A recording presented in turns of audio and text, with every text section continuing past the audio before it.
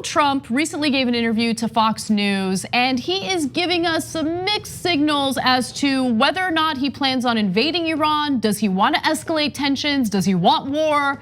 I don't know. Why don't you watch the video and you can decide for yourselves. Take a look.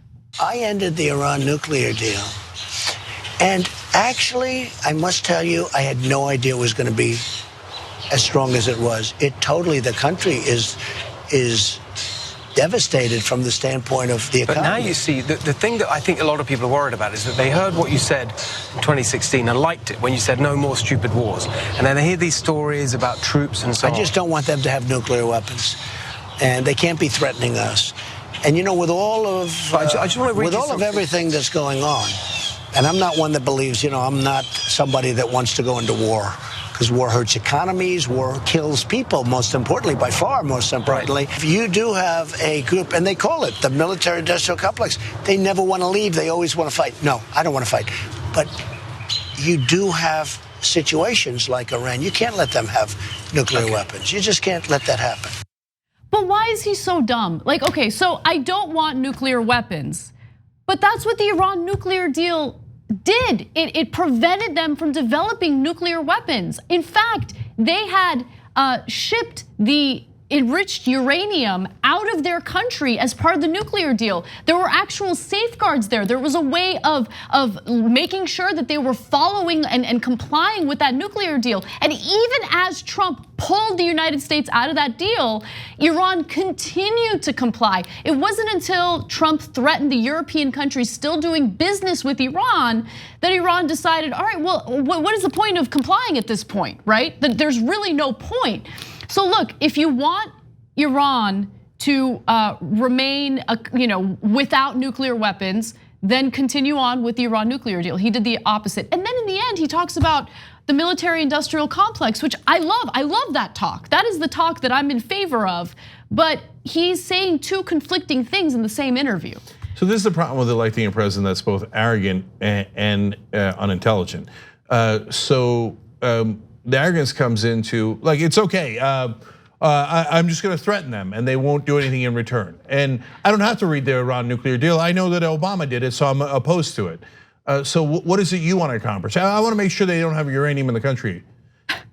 But that's what the deal did. So it would have been great if you read it instead of being an arrogant jackass, okay? And then, look, I don't want the stupid wars. I'm against that. Then why did you hire John Bolton? Yes. Whose whole job is to create stupid wars. Exactly. And why are you sitting around getting tricked by him? Because John Bolton turns to him and goes, I know you're against wars, but Iran, they might get nukes because of the deal that I told you to tear up earlier, which you didn't bother to read or investigate because you're stupid and I took advantage of your stupidity. So why don't you, hey, you don't want to seem weak. Oh, triggered, Trump gets triggered. Oh, I'm not weak. I'll threaten nuclear war. I'll threaten war. We'll obliterate them. So easy to manipulate because he's one of the dumbest guys in the country. So he also tweeted, and his tweet seems to push for war. He said, quote, if Iran wants to fight, that will be the official end of Iran. Never threaten the United States again. But you're the one threatening Iran constantly, incessantly. John Bolton continues to do that. And interestingly enough, if you listen to the officials from Iran, the moderates who do not want war, and they're very clear in not wanting war, I mean, you get a completely different picture compared to what John Bolton and the warmongers from the Trump administration are telling you. So let's go to the next video. This is actually an interview that the foreign minister of Iran did with Chris Wallace. It was on April 28th, so it's a little older, but it kind of gives you a sense of where they're coming from. Take a look. So you think it's Israel, Bolton, Saudi Arabia, Salman's, and United Arab Emirates, all trying to exercise regime change? At least. They have all shown an interest in dragging the United States into a conflict. I do not believe that President Trump wants to do that. I believe President Trump ran on a campaign promise of not bringing the United States into another war. But I believe President Trump's intention to put pressure, the policy of maximum pressure on Iran, in order to bring Iran to its knees so that we would succumb to pressure is doomed to failure. And I think these 4 individuals know this. So that's 100% correct. That doesn't mean Iran's correct about everything. They're incorrect about many, many things, including how they treat their own people. But does Israel, Saudi Arabia, United Arab Emirates, and the neoconservatives in this country want to push us into a war with Iran for regime change? Yes. How do I know that? They've said it publicly multiple times, and they continue to say it. So it's not a state secret. John Bolton can be caught on TV any day saying that he wants regime change. He said it before he got in the Trump White House, and he's been pushing for it ever since. So yeah, is there a plot to attack Iran? Absolutely. So, and we always like say, oh my God, at some point Iran has chanted bad things about America. Well, our president just said that it'll be the end of Iran. If Iran had said that about us, oh, we will end America. We'd be like, let's go to war. We gotta go to war. I can't believe Iran said that. We say it, and oh, no big deal. Of course, we're allowed to bully anyone we like. We're allowed to say we're gonna annihilate them, destroy them, terminate them, end them, because hypocrisy, who cares? We're number one. And they say, oh, Iran has declared our troops a terrorist. Yeah, important context to that would be, that's because we declared their troops terrorists. If you leave that part out, then you've told a terribly misleading story. Oh, Iran is being potentially hostile in attacking ships, although we have absolutely no evidence of it. We just brought in a carrier group into the Persian Gulf to threaten Iran. Exactly, yeah. So the United States keeps provoking Iran. Iran actually has been very restrained considering. And the whole idea is, well, the second they fire back, that will give the Trump administration and goons like Bolton the ability to attack Iran militarily and then try to justify it by saying, well, look at what Iran did. But again, you're right, look at the context, look at what the United States has done to provoke them.